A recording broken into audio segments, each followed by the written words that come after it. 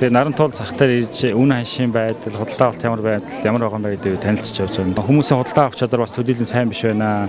Худалдаа авалт бол бас нодынхтой хүрэхгүй байна гэсэн санал гомдол гарч байгаа. Тэгээ нийслэлийн засаг даргын хувьд бол ер нь бүтээгдэхүүн үн ямар байгаа юм, хүмүүс ямар зүйлийг хүсэж байгаа, ямар үнийн багцаа байх юм бол болох юм бэ?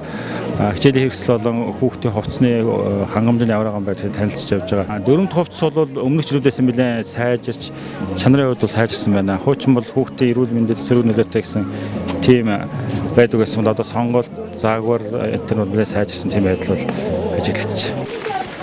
Би тэгвэл чамаас цүнх үүдээ авах тийм зах дээр ирсэн хүн байна 8 хэдэ тийм ээ. За.